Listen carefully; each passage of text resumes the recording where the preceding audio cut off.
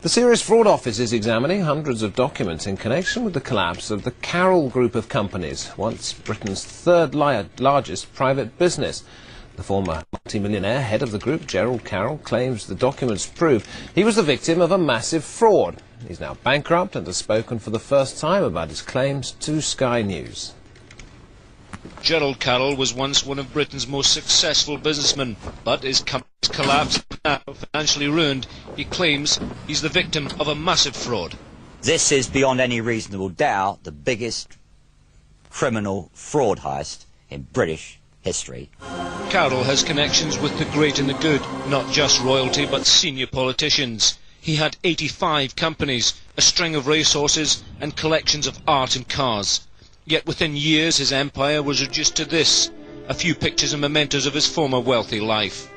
Now the Serious Fraud Office is studying hundreds of documents which Carroll believes proves his business collapsed because of systematic fraud, not, as some argue, the recession. After a disastrous shopping mall venture over the A1 in Hertfordshire, the Carroll Group embarked on a major restructuring, much of which Carroll says he knew nothing about. He says dummy companies were set up and others had their names swapped.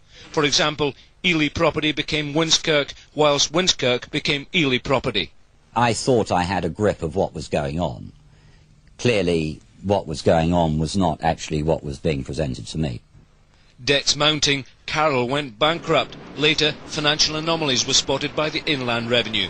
Carroll is demanding a police investigation and has high-level support. There are enough indications, even to a fairly uneducated eye, that things were odd and, money disappeared and companies changed names and so on. Scotland Yard is now waiting for the Serious Fraud Office to complete its deliberations. Meanwhile, the collapse of the Carroll Group remains one of Britain's most enduring business mysteries. Jim Gilchrist, Sky News. And the full version of Gerald Carroll's story can be seen on Saturday. We're showing it twice on Sky News, 1:30 and 8:30. It's called Riches to Ruin, presented by Sky News political editor Adam Bolton.